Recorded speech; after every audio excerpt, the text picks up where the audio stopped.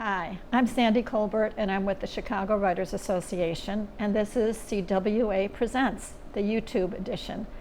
Normally we do our CWA Presents at the Chicago Cultural Center, but as with everything else, we're adapting and doing things a little bit differently. So now we have CWA Presents YouTube edition.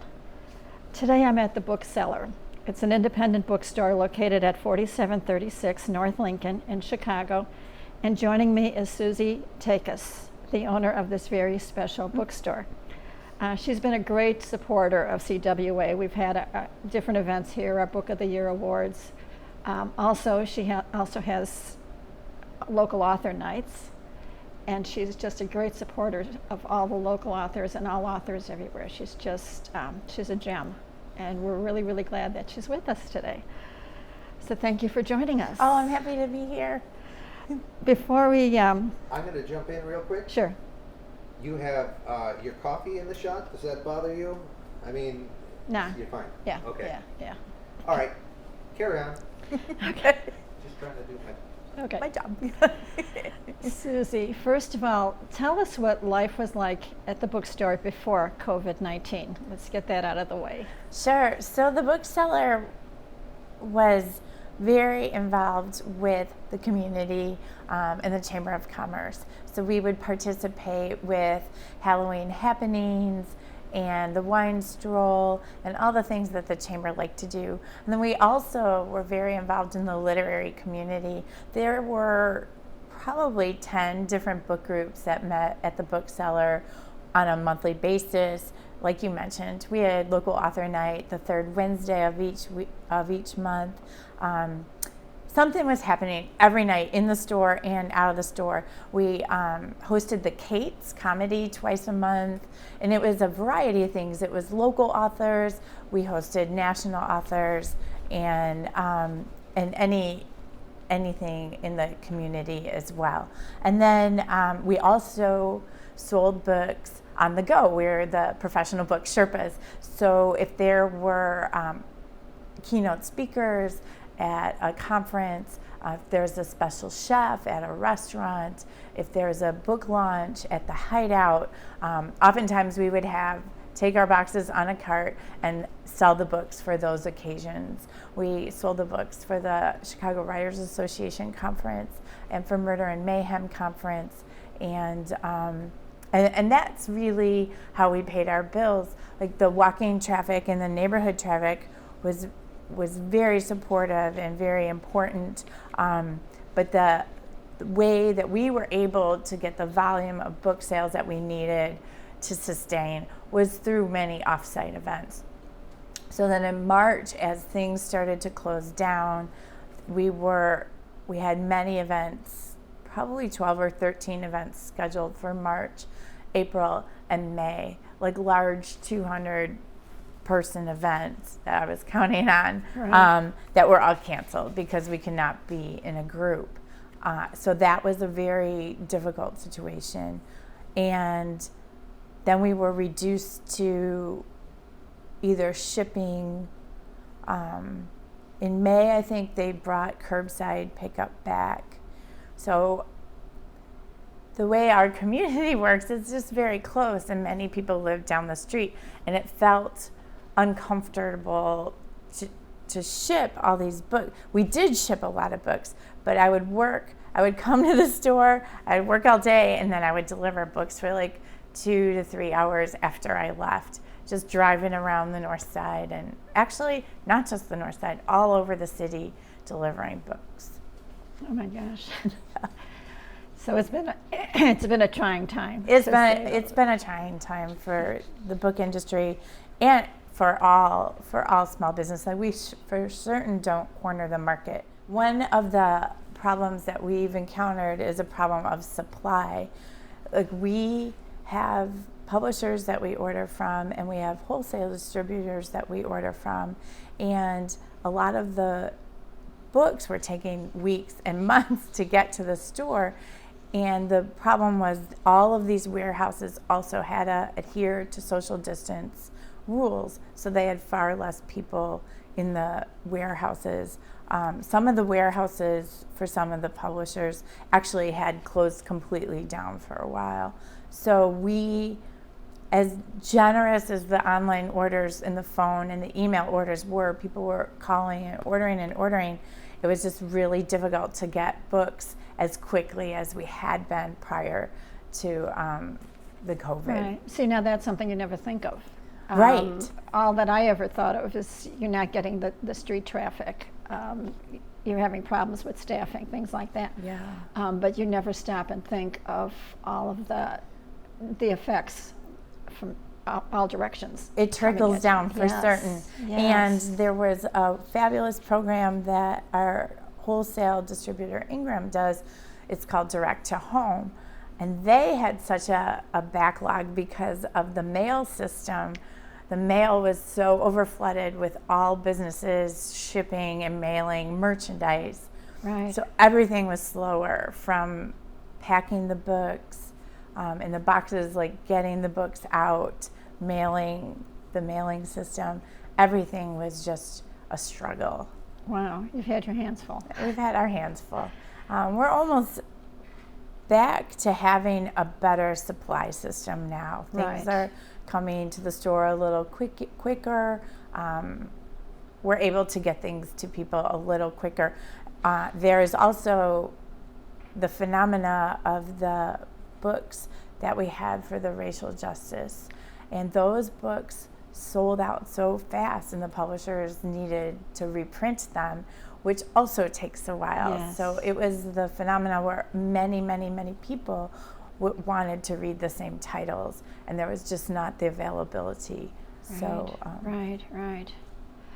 Tell us about Inside for Indies.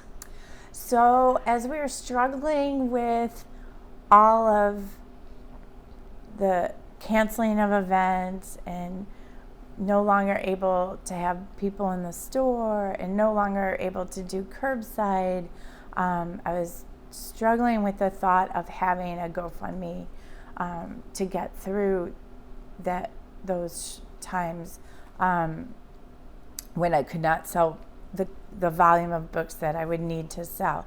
And as I was deciding to do it, James Finn Garner had this brilliant idea that he passed by me called Inside for Indies, and it was in support of my store, but in support of all independent bookstores. And a portion of those GoFundMe proceeds went to Binkwitch's Book Industry Charitable Foundation, and they take care of booksellers or bookstores in times of need. I know they did help one of my employees when his apartment building burned down a week before they had their first baby. Bink is there for booksellers for these times of crisis. Right. So right. James had this brilliant idea of asking authors to film themselves in their habitat, where they write and where they get their creative ideas. So our goal was to have one new author per day of the month. So we were hoping for about 30 people. We're almost to that goal, and it's on YouTube, and it's very interesting. There are almost 25 people right now, and you can see where they like to write. Some of the authors show off their treasures that are in their office and things that are important to them. Some of the authors read portions of a book that means a lot to them, and it's just it feels like you're a fly on the wall Right. on this secret society. It's Yes. very interesting, and it was very generous of all the authors who send in video, and of James Kennedy helped to edit, and James Finn Garner is still wrangling this whole project. Right. But it's almost together, and it's very exciting. It is. It's fascinating. What a concept. It was a great idea. Yeah, it really, really is. Because you read the books once they're published, or you have the author event once everything's Yes. done. But what was going on in all that time prior to that finished product? Yes. And where does that all happen? And it was very special. Yeah, I would have a tough time doing that, I think. Of letting the world into your Yeah, private. Yeah. it might be fun because my cat's always there. So it would Exactly. turn out to be a cat video on top of everything else. Which would make it even more interesting. Yeah, that's just a great concept. That's Yeah. really, so I hope he succeeds. Yeah. And, Oh, it's well on the way, and Good. it should be great. Good. I know we mentioned this earlier when we were talking. People and this is one of the things I'd love to bring attention to. A lot of times when people see a book, especially a book review or whatever, and they hear about a book, the first inclination is to go to Amazon and click on Amazon and get the book. And I'm hoping with this YouTube video and getting the word out that you don't have to do that. You can go to look for your independent bookstore and order from them directly online, like with you. Yes.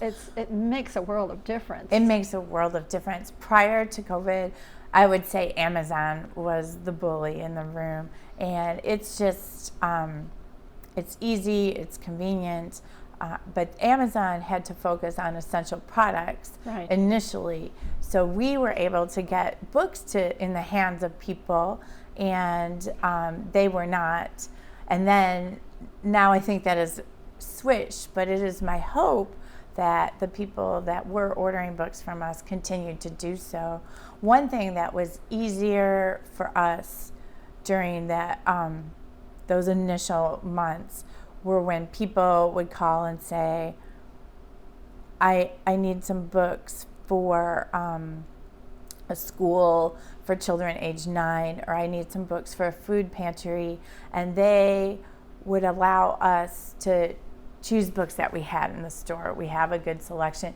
That was very helpful during the struggle when the supply chain was Right. just very difficult. Right. Now we're able to get more specific titles quicker, but at that time I was really thankful that I had come to the store because there were some large orders that happened Right. for me Right. just because I was here and answered the phone. Yeah. I didn't know what to do. It's like we closed the store, but I came to work anyway.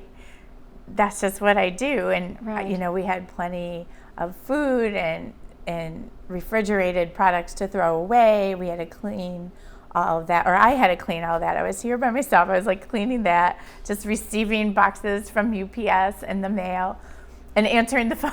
Yes. Right. And it was so.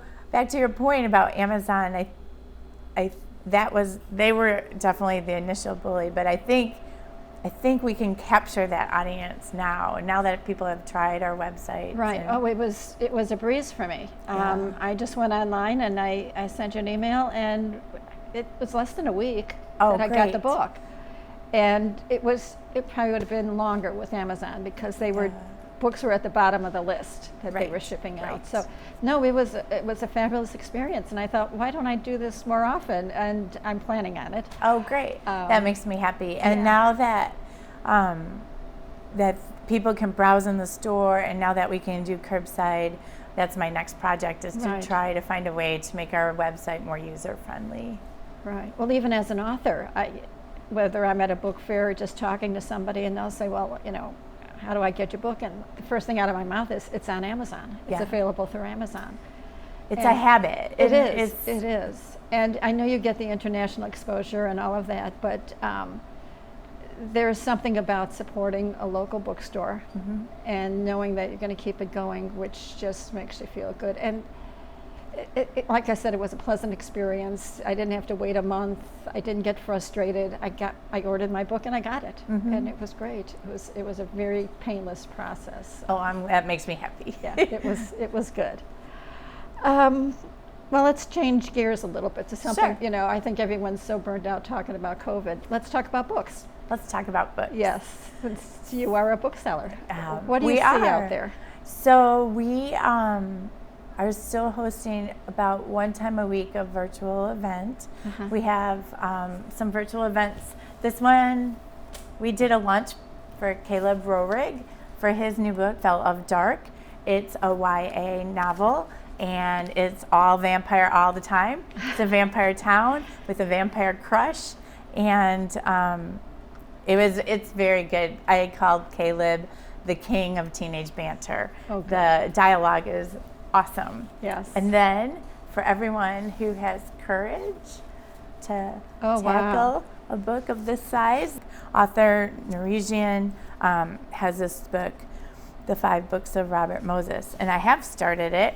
I don't believe I'll finish it, but How many pages is it? it is an astounding, I guess this is the last, 1,506. Yes. Oh, wow. So, but I'm very excited for that Yes. event. And Monday we have, this is inspired by customers of the Bookseller. They requested that we have a racial justice book group. And Monday is our first meeting, and we're reading Why Are All the Black Kids Sitting in the Cafeteria by Beverly Tatum. So that will happen Monday. It's our first time, so it should be very interesting how that all happens. Right. I used to work in a bookstore. Oh, you did? Yes, I worked at Walden Books, which no longer exists. I And remember Walden Books. Yeah, we wiped out a lot of the little stores because we Wow. were so big. But I remember being so busy and being so exhausted by the end of the day. I read less when I worked at a bookstore than when I didn't work at a bookstore. It was just, I did put in, 10, 12-hour days sometimes. Right. If somebody didn't come in, you had to stay. Every day. So, yeah. So It do you was get a like chance that. to chill out and actually read? I do. I am beginning to be able to read. For a few of those months, my brain was kind of swirling, and there was and it still continues, and there's a lot of stress involved, and it was very hard for me to focus and concentrate on Right. reading.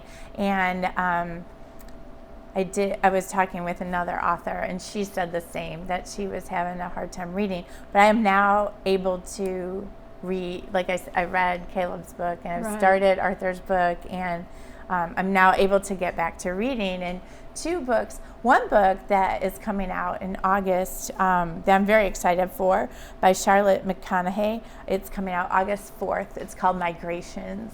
And I read that in February. It was an advanced reader copy. And that's another sequelae of COVID, is that there aren't advanced reader copies at this time. They're all digital, which I can't read in that regard. Right. Because there's just so much screen time for the job itself. So this was back in February. I was able to read this arc, and it was an excellent book, and I'm so excited for it to come out and to hand sell it. It tells the story of Franny Stone, and she's a young woman on a quest to locate the last flock of Arctic terns. And she bamboozles this really hardcore fishing captain to take her on his fishing boat, and she's convinced that if they follow the birds that they will find fish. And so that's her story. And it's a very interesting story. And then Right. just on a bird theme, which I didn't even realize I was on, beloved local author Kathleen Rooney has a new Oh, book coming yes. out August 11th, Share a Me and Major Whittlesey. And it's a World War I story about an American captain, and his battalion is trapped behind enemy lines. And this British trained carrier pigeon takes the message that that ends up getting help to that battalion. And this is one of the books that I'm looking forward to coming out, because there was no advanced reader copy for it. So I am highly anticipating. Right. I've read some of her other things. And I've read she's all her a other great things. writer. Yeah, she's an amazing writer. Yeah, she and really, really teacher is. and speaker. And Yes. so Yeah. this should be a great joy also. Yeah.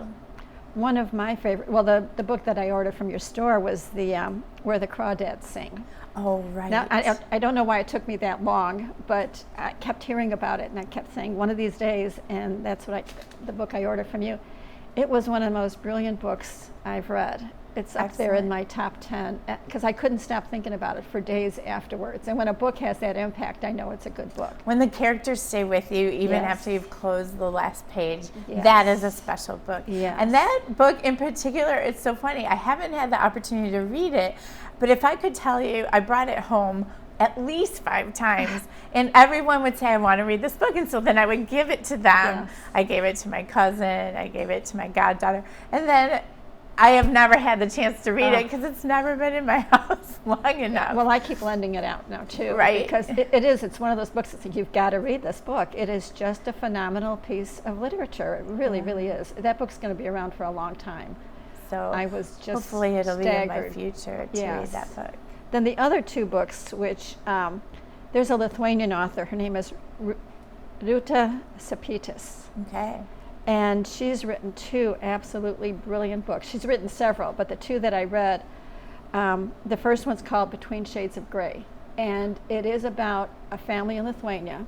The father is a professor. This is during the Russian occupancy.